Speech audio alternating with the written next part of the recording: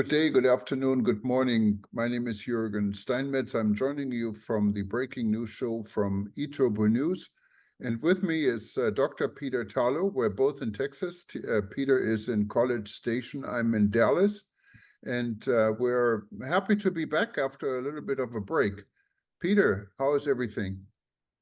Well, first of all, before we discuss anything, I wanted to welcome one of our newest citizens to Texas, because Juergen has made the leap across the pond and is now living as part of the great state of Texas. So he has gone from one of the smallest states to the second biggest state.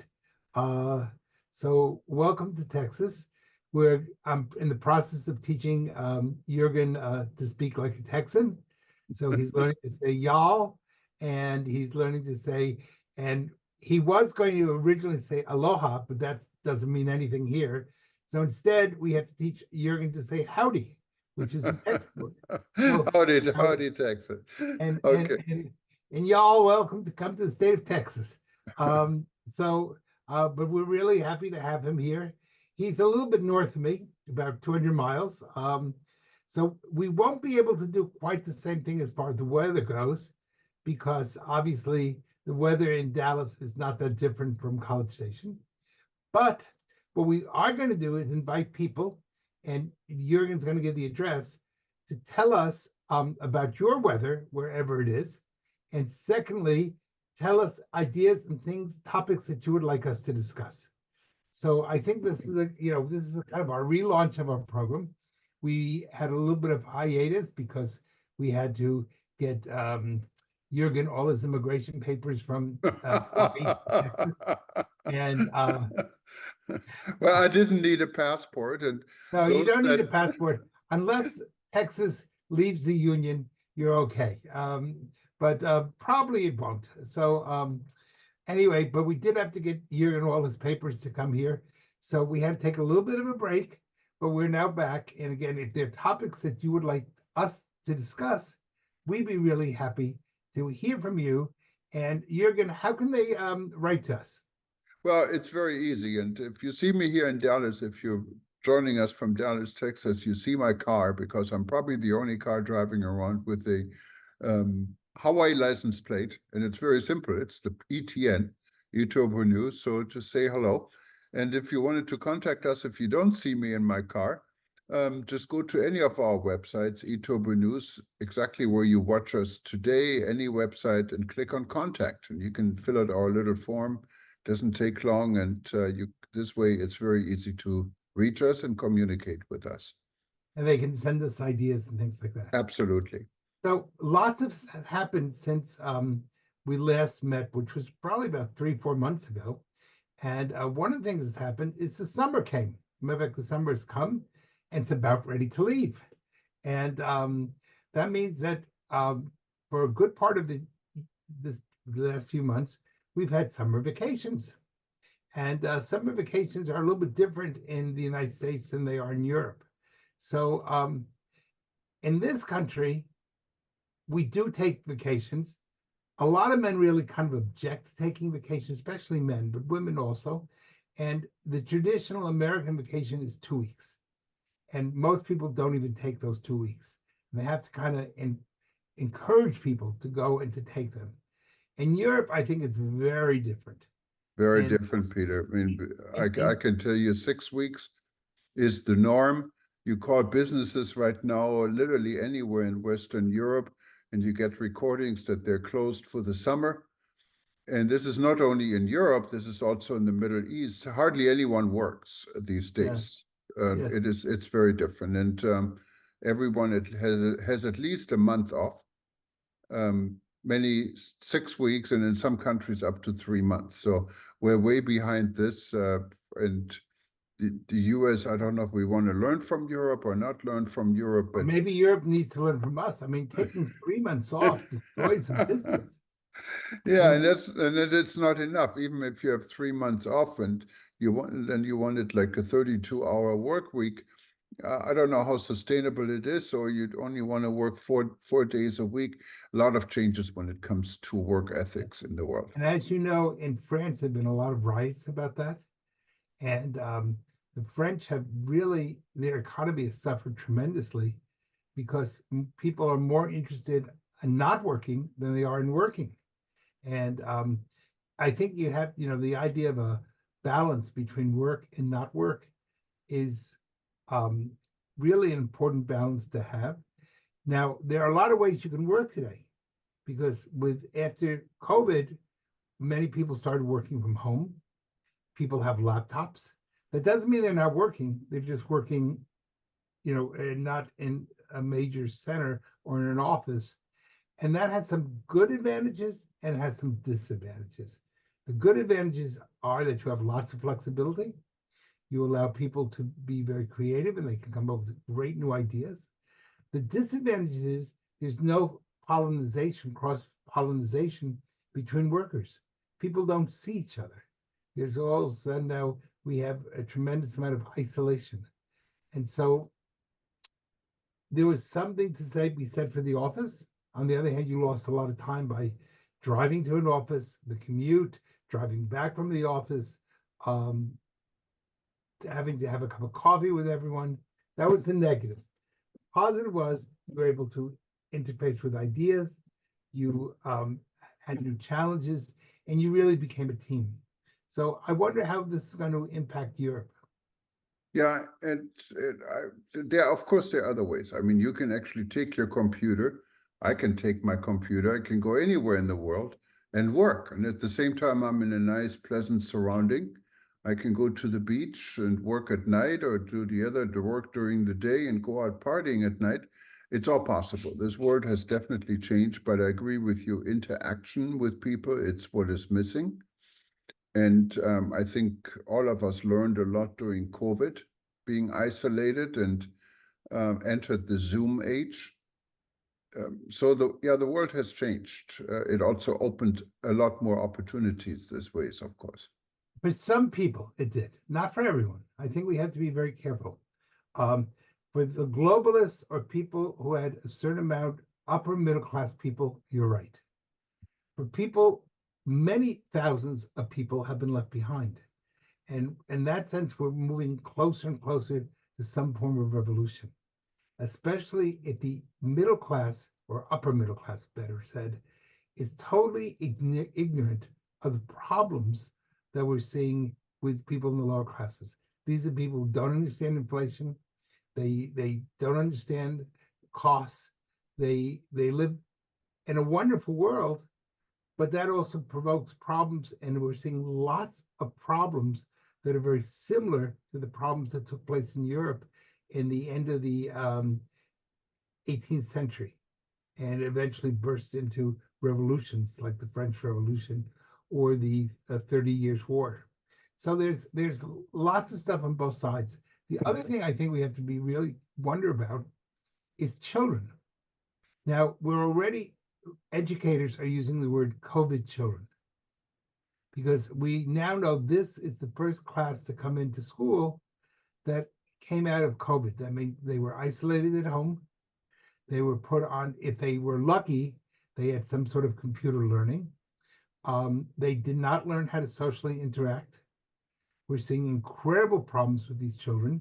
They speak less well. Their comprehension is less good. And this is a real problem. And many of them have no conceptualization of how to interact. On top of that, because of stupidity, and now we know it was stupid. I mean, 3 years ago, maybe we didn't know, but forcing little children to wear masks, which was about the stupidest and worst thing that anybody could have done. Medically, we know this was a total disaster, but psychologically, it may have actually hurt these children for years to come. And so part of the issue is now, how are these people, because right now they're 3 or 4 or 5, but in 10 years, they'll be 15, and in 20 years, they'll be 25. Will they be able to reintegrate into society?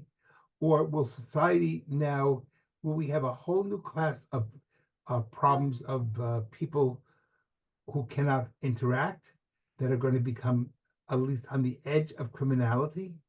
And will we be facing in 20 years problems we never considered because of the consequences of the mask policy? So there's lots going on in the world today, and we don't have answers. Yeah, no, absolutely. And we're learning, and the world goes on.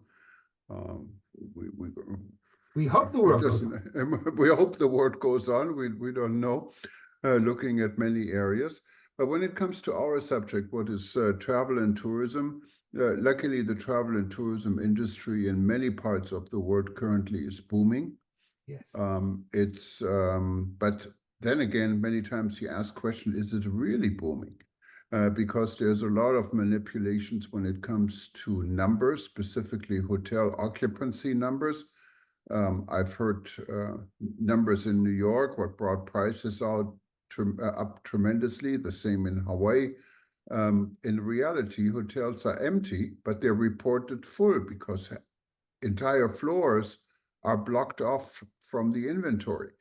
So Well, it's not only blocked off, but the other part of it is a place like New York has put all sorts of illegal immigrants into its hotels. So now you have the problem that a hotel in New York that can be charging $300 a night, do you, or 400 or 500, whatever it happens to be, because their inventory is less, but they're not getting paying customers. They're getting the city of New York paying for their hotel rooms. And then other people saying, wait a second, I don't know if I really want to be living in a hotel under those types of circumstances. So you're right, the numbers are being really manipulated. The same thing in the airline industry, which talks about the fact that every flight is full, but they don't talk about the fact they've cut the number of flights rapidly. So what happens is if you had 10 flights between Houston and New York City, for example, now you have 5 flights. So of course, every flight is full because there's less opportunities. You're forced into the same number of people flying are now forced into just half the number of airplanes. yeah, and in the flight, of course, there's a shortage of pilots. There's a shortage of staff in hotels. You cannot really find a hotel where you get daily room service or cleanup service anymore unless you order it. And so this industry And then they make you feel changed. very guilty. Absolutely.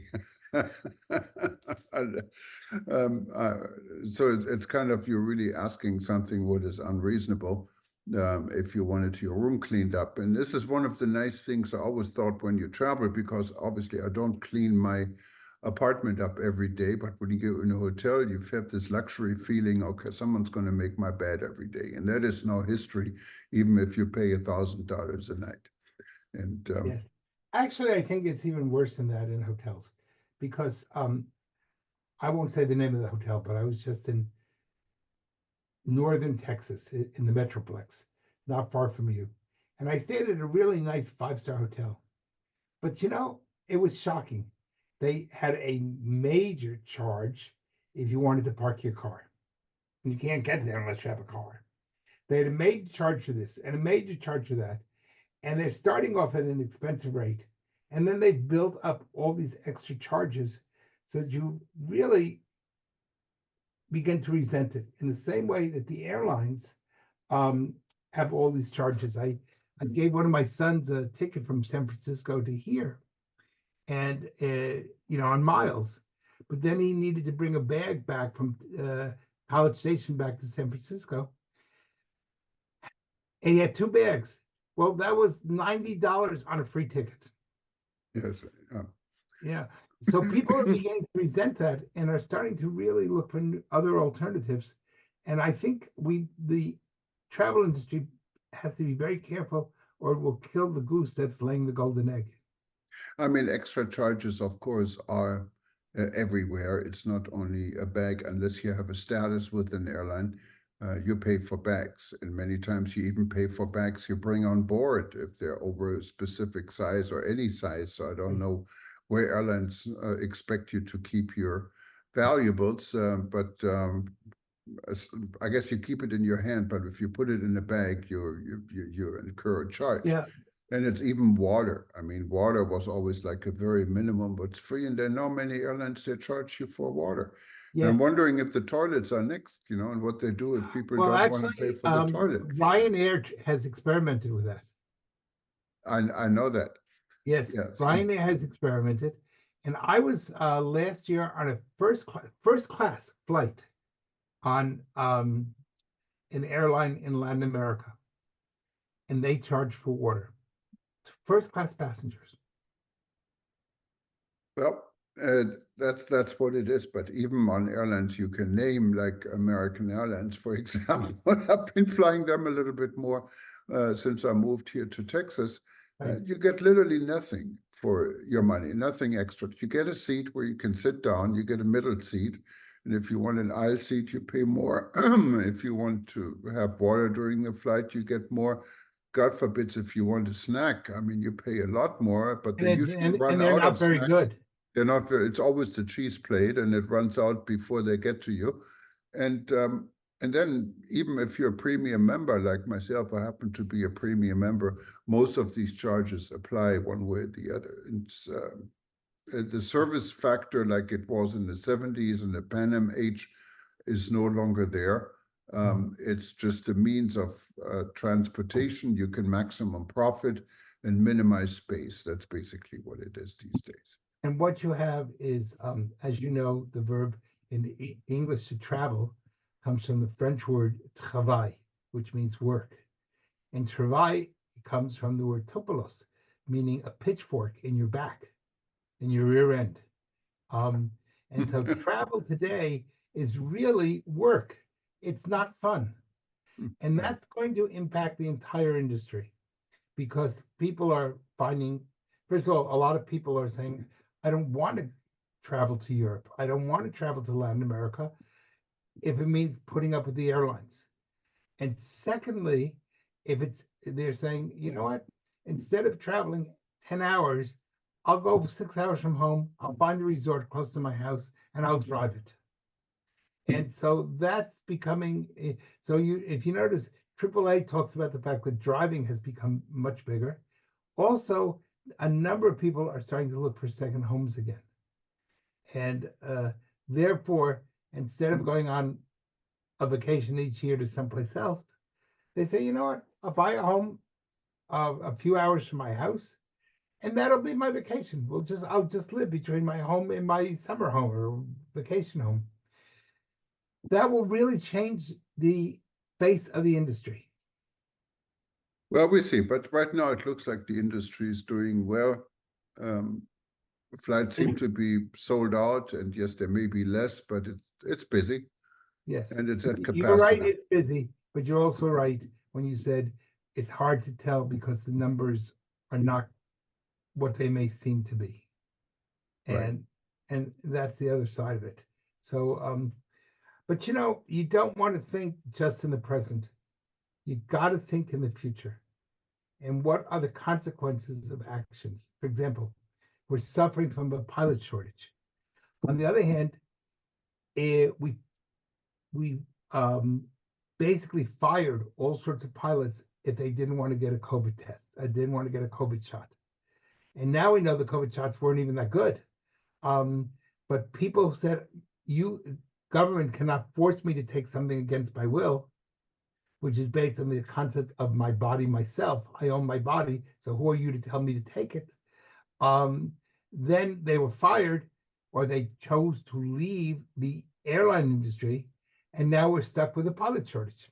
So these things do have consequences, and the mistakes we make today will impact where we are in the future tomorrow. And that's why I think it's so important for the tourism industry to be careful not to overcharge, not to have too many extra charges, because if not, that will become a belief within the public and they'll just stop doing it. Now, they may not stop doing it now, but we don't know what seeds we're laying now that will expand in 10 years. Well, unfortunately, it's not everywhere like this. When you go to other countries and fly foreign carriers, it may be the opposite, and service is excellent. I mean, if you go on most of the Middle East carriers, the Gulf carriers, service is absolutely fantastic. They're wonderful. If you go in, I mean, I flew recently on a domestic flight in Indonesia from Jakarta to Bali domestic flight on Garuda, wow, you get a full meal, like they serve you like you get your salad, you get your main meal, you get a dessert, and the serve come 3 times to your seat. You get wine if you want, all free, and you get a blanket. That's an Yeah. hour-and-a-half flight. Here for Yeah. an hour-and-a-half flight, you don't even get water. No. so- No, you're absolutely right. And I think that's something, for example, when I go to Dubai, I would much prefer to be on Emirates Airlines than on a US carrier. And I will tell you, when you just look at economy in Emirates, is like luxury yes. in comparison to the United States. Uh, so what happens is that people are starting to see the advantages of other carriers. Now, the American carriers argue on the other side that they don't get any economic help, but they really do. They just don't. They've done a pretty good job of hiding that. But yeah, I think the European carriers were wonderful. They've now gone down terribly in quality, but it's especially the Asian airlines and the Middle Eastern airlines are really good.